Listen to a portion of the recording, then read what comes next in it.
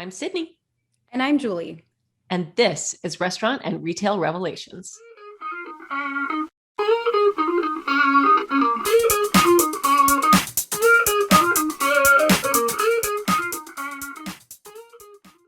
Listeners, welcome to another episode of Restaurant and Retail Revelations. This is a podcast brought to you by Revel Systems, provider of the leading cloud POS platform on the market. And before we dive in, I have a few announcements to share. So the first one is for regular listeners accustomed to hearing the musical voice of Julie Standridge as my co-host, we're changing things up just a bit. So her family is growing and she's taking some leave to adjust to a new reality. And so fear not, Julie will be back with us later in the year, but stepping in for Julie is another amazing Reveler, Kate Ross. Kate is a business development representative at Revel, and I'm so grateful that she agreed to step into the co-host opening today. Thanks, Sydney. I'm excited to be here, and I can't wait to talk with our featured guests. I know you'll knock it out of the park, Kate. So today's guest actually brings me to my second announcement, which is that we'll be joined by not one, but two leaders at Gusto, which is an Atlanta-based fast casual restaurant featuring bowls and wraps. That's right. We'll be joined by Nate Hybl, who some may recognize as the former starting quarterback for the University of Oklahoma. We'll hold the sports chatter and instead focus on Nate's role as the founder of Gusto. In addition to Nate, we'll be joined by Richmond Green, partner and vice president of operations at Gusto. So without further ado, let's hear two perspectives on a cool and delicious brand.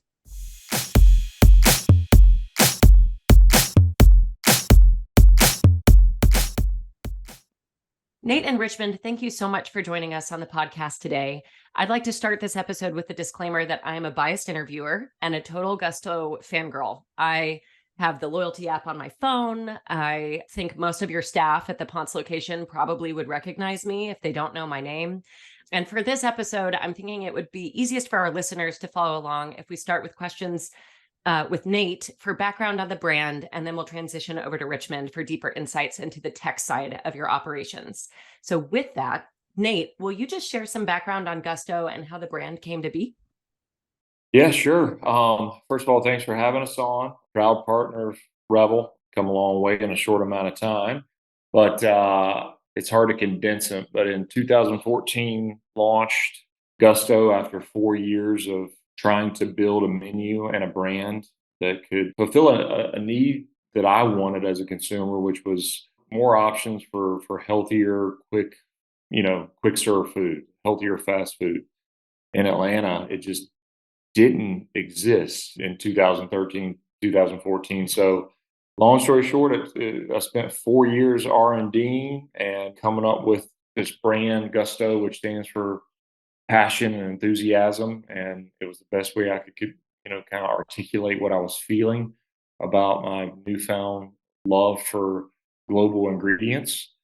Being from small town in South Georgia, we launched store number one across from Piedmont Hospital on Peachtree in the fall of 2014. And now we have 12, 13 shops scattered around Atlanta. But the origin really was born out of me not knowing where I wanted to go in life and just having, the blind, crazy courage to follow this gut feeling I had. And it took me a lot longer and was a lot harder than I ever would have dreamed to get number one into the wild. And just so thankful that the ideas worked and it continues to work. And now we're at a moment where Richard and I are building a brand, and it's much different than proving an idea and running restaurants. Amazing. So could you give a little bit of a deeper insight onto how the name came to be? And for listeners, we've seen the debate on social media. So it's Gusto, have you heard, and not Gusto. Yep. Well, for years I had what's your base, what's your protein, what's your blank, basically on a computer. And I had about 30 really colorful things that were called bursts or flavor bursts for a long time. It was made clear to me that burst wasn't going to translate, and that was probably not the best term for a food item, or unless it's candy. And so what's your base, what's your protein, what's your blank? and really just playing around with a lot of words. I was trying to find something that was a big word, a big idea. It's hard to be unique, and gusto around the world, it stands for, good words like taste and flavor. Gusto, as an American, that's how I read the word. And so I had a lot of beautiful words associated with gusto: passion, verve, moxie. And so when I just kind of uttered the words in my mind voice, what's your gusto? I went and Googled it, and it was, Google said 0 matches. And, for an entrepreneur, that's magic, because it just doesn't exist, to be that unique. So at that moment, right or wrong, I said, this is the thing. And then it morphed into Gusto being our name, that being in kind of a burst, having an exclamation point behind it. And What's Your Gusto became the call to action. And these flavor profiles became mini sub brands called Gustos themselves. I love it. And I'm sure that there's so much ground that you've covered in that time space between selecting a name and launching a brand to where you are today. I'm curious to know just some of the biggest lessons that you've learned as the founder and the owner of a growing brand. Sheesh. I don't know where to start. In the restaurant business, obviously you can't go very far without having a pretty sound product. Um, Real estate's a big deal in the retail game, not surprisingly. But I would end on, the restaurant business is all about the human beings in the stores. It's all about being on a team. It's all about being effective. Uh, Surrounding ourselves with effective leaders and strict accountability. And so we could go on and on and on and on. It's interesting that technology is starting to change some of the game, from efficiencies to consumer satisfaction.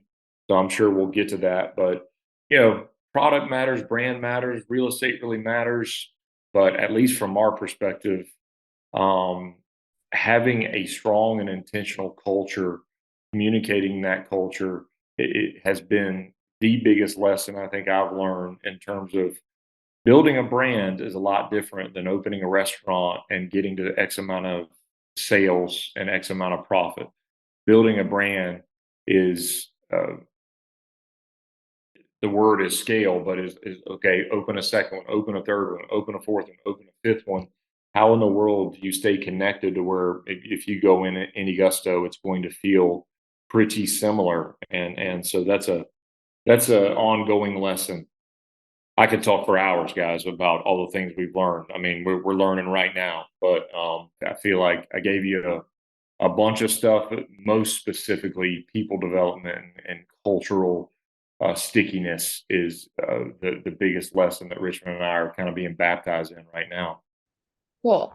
Well, this is a little bit of an easier question for you.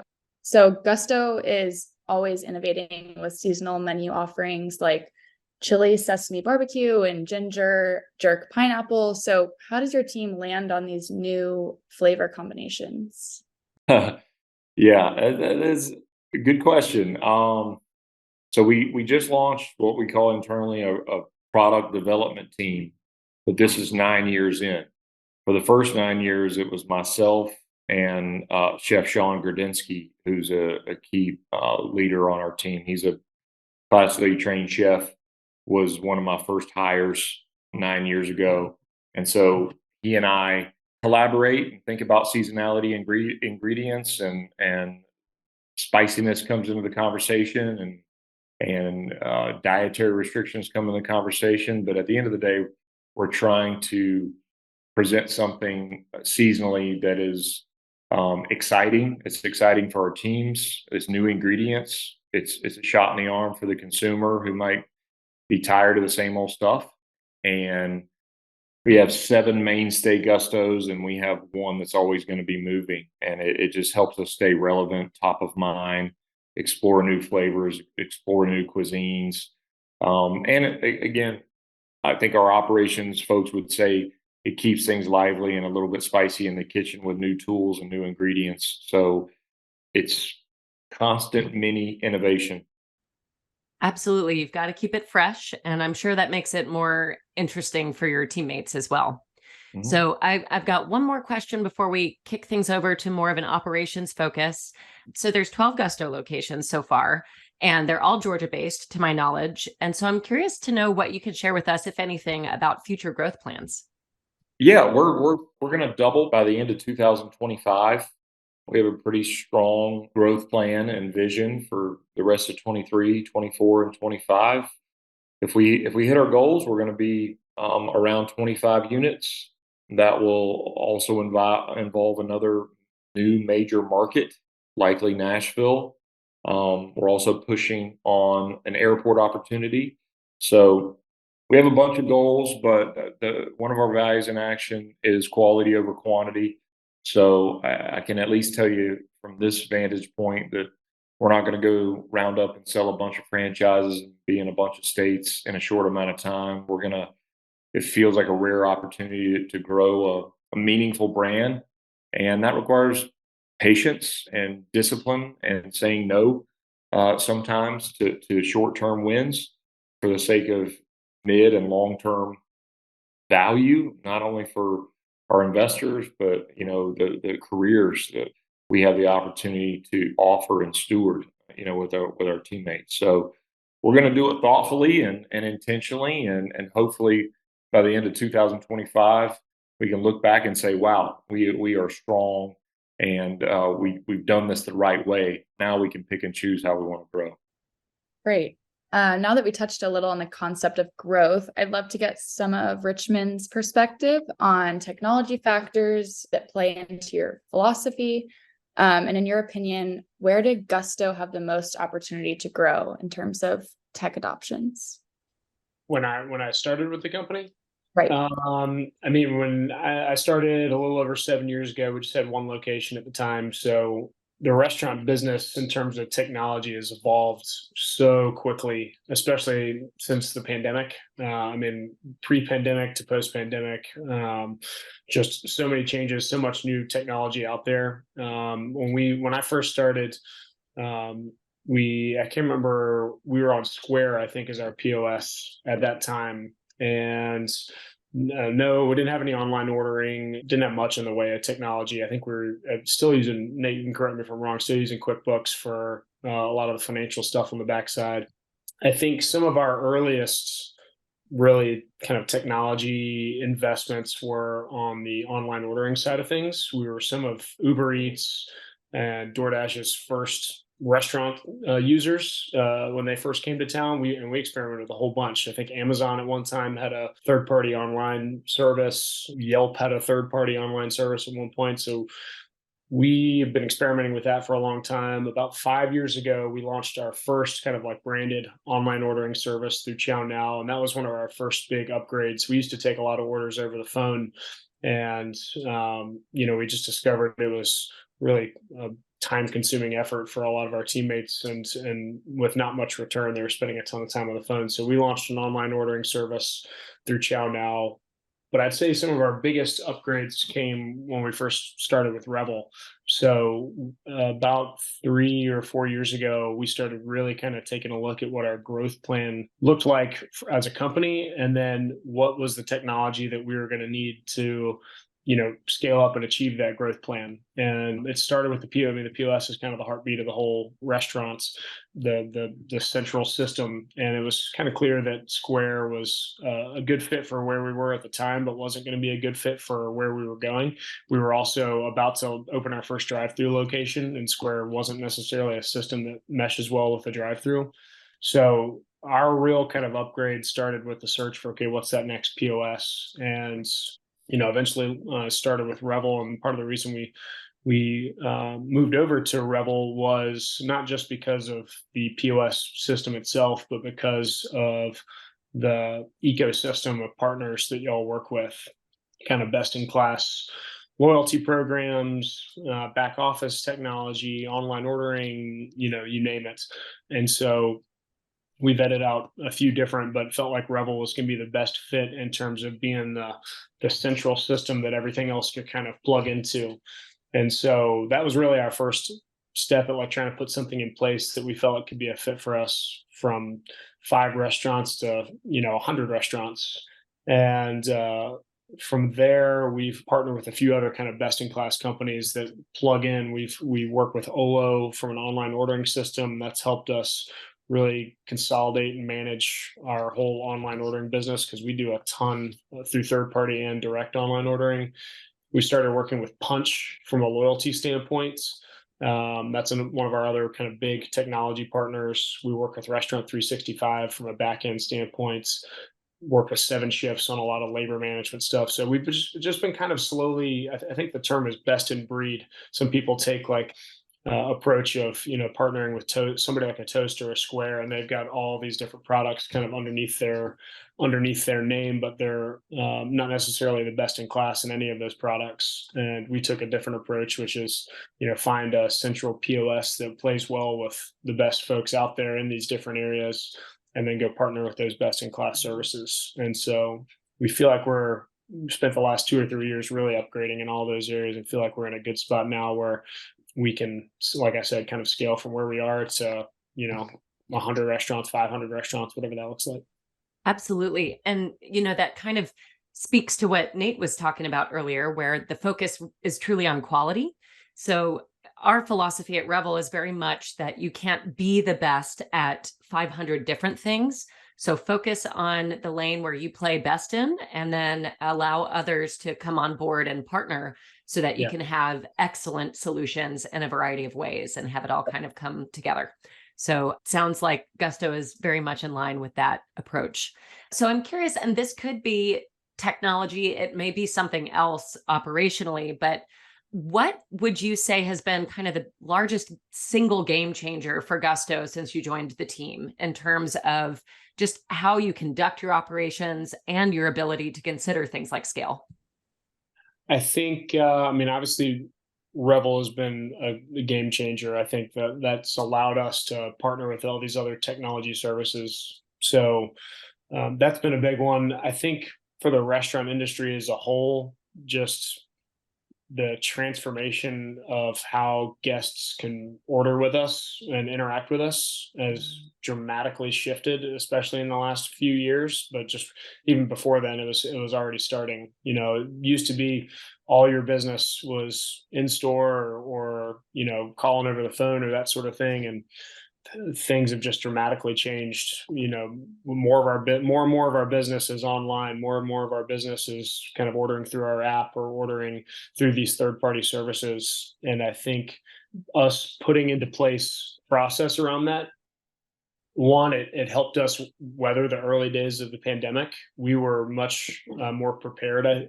Not that we were anticipating a pandemic, but when it did hit, we were much more prepared to shift to the needs of our customer than a lot of other companies that were scrambling to put systems in place and figure out how to do online ordering and that sort of thing. It was really just kind of something we were already doing really, really well.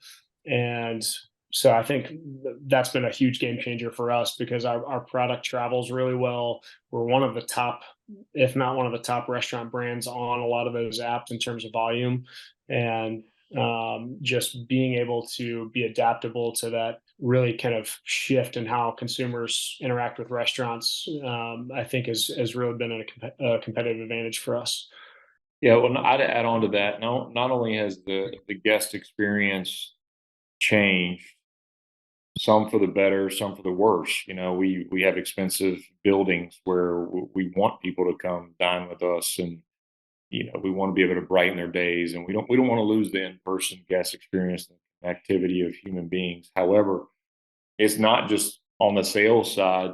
I think of like Restaurant 365. I mean, it also translates to our side of the data.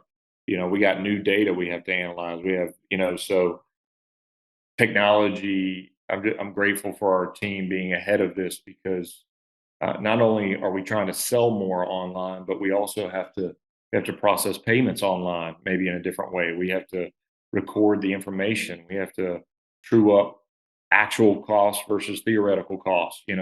It's just different than customers showing up, giving you cash.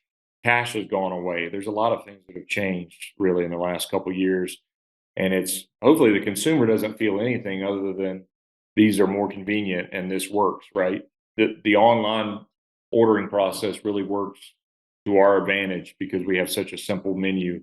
Back to what's your base, what's your protein, what's your gusto, and beautiful photo, bing bang boom, you're done.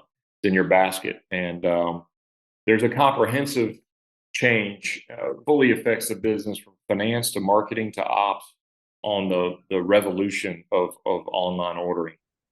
Great. So you guys are really talking about these major shifts in consumer and market trends. So what do you expect the next major opportunity for Gusto to be from a tech standpoint? So we've kind of slowly been rolling out these different services over the last few years. It started with Revel, then we rolled out Olo last year, which is kind of a big change for us. But one of our big investments right now is in our new loyalty program, the Gusto Fam Club, which is also our new mobile app. We launched it around Thanksgiving last year, and we feel like that's going to be a real game changer for us as kind of a robust integrated mobile experience for our guests. It's an incredible marketing tool in terms of not just data, but sending out promotions, sending out notifications. I think there's just a lot to be taken advantage of through that loyalty program. We're looking at the potential of subscription type services. I've been reading a lot of articles. A lot of restaurants are starting to look into subscription type services. You hear about Panera or Sweetgreen or some of these others. And that's not something we've kind of launched or anything yet, but there's just a lot of opportunity through this mobile app and new loyalty program. Being able to do that is one of the reasons we partner with Revel is, y'all have those integrations with some of these kind of best in class companies like Punch.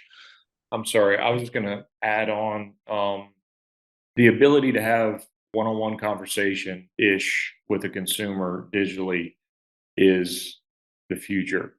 It's the now for big brands, but that's the difficult thing about being a little tiny brand. We want all the things that all the big boys and girls have, but we can't afford them, right? So it's just like piecing it together over time for us, and occasionally making investments that we can barely only afford at the time, but know that we're going to grow into them. And that's a challenge, but it feels like when I think about Chick-fil-A, when I think about Starbucks, these are best in class brands that have one-on-one conversations using their loyalty program, and it creates literal loyalty. And we have to have our finger on the pulse of these things, because if consumer trends change, it's not the consumer's fault. It's going to be ours if we're not paying attention.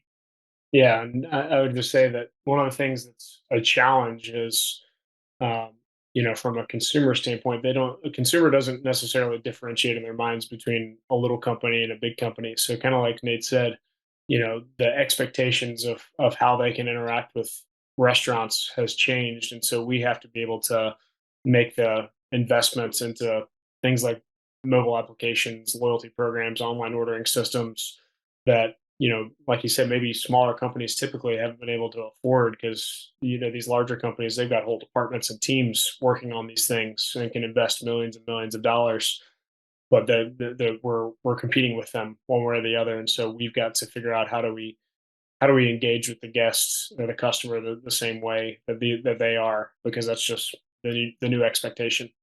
Yeah, balancing, the expectations with the actual ROI of some of these investments is tricky. It's a big reason that I'm in a marketing seat and not in an operations leadership role. I mean, that's a lot. And as a consumer of Gusto's product, I can say that in real time, if you're not sure what you're craving just yet, but you've got that little bubble that pops up in your notifications that says a new reward is right around the corner, that's going to help sway your decision. So, enough of those add up, and it can definitely make a big difference in the bottom lines of restaurants that are already operating on very thin margins. So that's cool. We're excited to see what's next for you guys.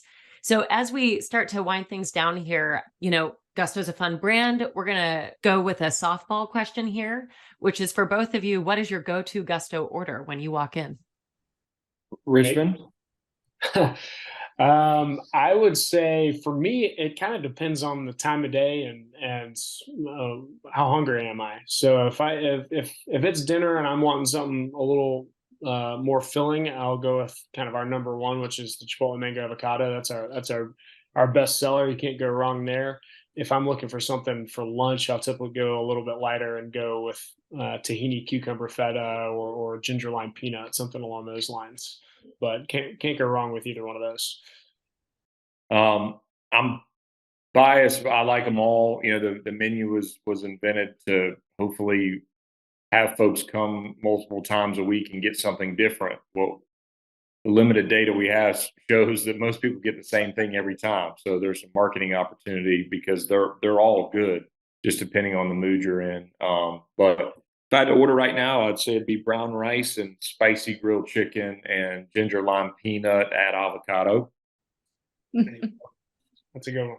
Well, you guys are making me really hungry right now. So this last question is for the both of you. Is there a topic we haven't covered yet or anything major on the horizon aside from Richmond, what you kind of already shared that you guys would love to cover? Well, I mean, what are you guys seeing in the marketplace? What are you guys hearing at trade shows? It's a little intimidating to hear about AI, and all of a sudden, we always feel like as Americans, we go from one ditch to the next. You know, we go from a very human being business to, oh my God, every restaurant's going to be all robots and no people, which isn't true. But AI is obviously playing a role in the present and the future. But I'll be curious, what are you guys seeing as you visit other booths and talk to other companies? Yeah, I would say AI is certainly, it's kind of a buzzword right now, but tied into that, a broader conversation is what role can tech play to enhance customer experience and not detract from it? And especially, restaurants, in addition to all of the regular challenges, labor has been a constant in the headlines for new things that are just more tricky than they have been historically in terms of hiring and keeping good quality people. So the conversation is, what things can things like tech do to offset some of those more menial tasks so that your team is hired to really make a difference with the guests they're interfacing with and can focus on the things they love to do that are truly service oriented. So I think that's probably the trend I've seen with the most staying power, and it's been very popular as of late. Kate, I don't know if there have been other things that have come up for you. I would definitely agree with labor, and trying to like enhance that experience for your own employees. I think that we obviously restaurants want to put a lot of emphasis on enhancing the customer experience, but that is so twofold with how your own employees feel about the brand. And I think that's a great response, Sydney. Yeah, I think we think about a lot of the same things. Is how can these new tools coming out enhance experiences, not detract from them? Because I think it's easy to want to just plug a kiosk in somewhere and there's a little window and bing a bowl pops out. But is that a truly great customer experience, truly great guest experience that is memorable, that's makes them want to come back and interact with us on a more frequent basis? And then same on the employee side, like how team members aren't going anywhere. I think there's a lot of articles out there about fully autonomous restaurants and this sort of thing out there.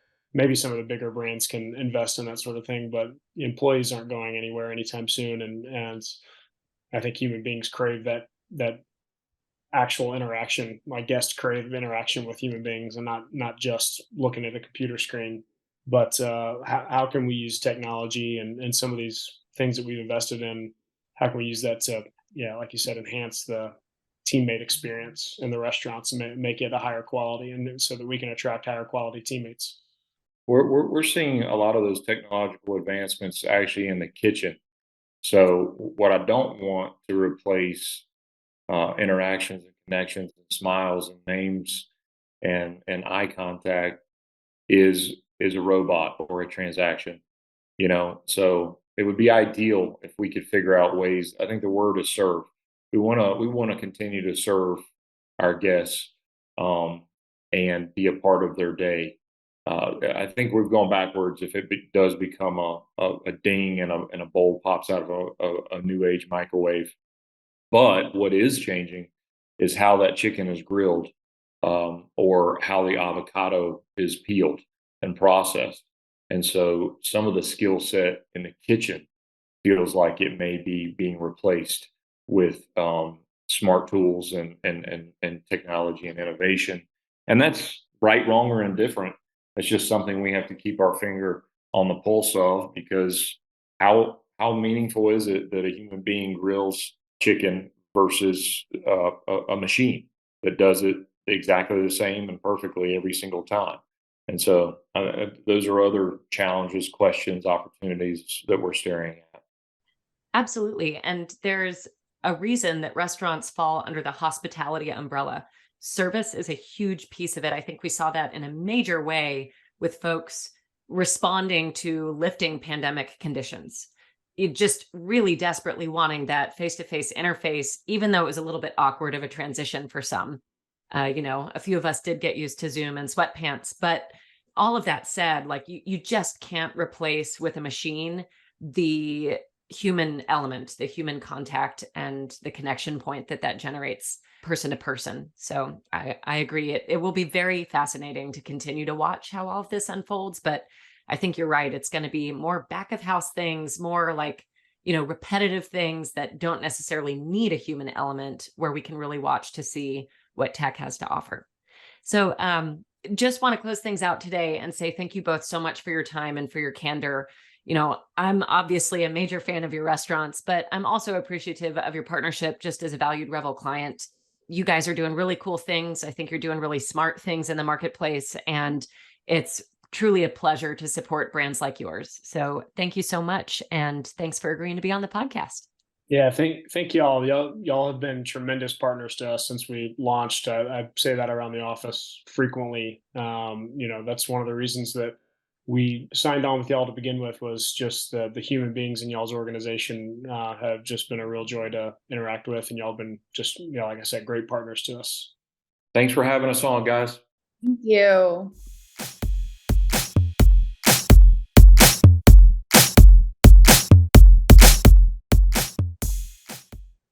What an awesome brand. I love Gusto's focus on quality, their team's general approach to technology, and honestly, pretty much every item on their menu. They truly are doing some great things with menu innovation. And I think they're asking really smart questions as they consider what growth and evolution look like for the brand. I love a great question. And so hopefully we've got our listeners asking themselves, what's my gusto? And as this episode comes to a close, we just want to leave them with thoughts of healthy bowls and great food. To anyone tuning in, thanks so much for listening. If you want to make sure you never miss an episode, I invite you to like and subscribe to Restaurant and Retail Revelations on Spotify, Apple Music, or wherever you get your podcasts. We'll be back soon with fresh new content and more revelations.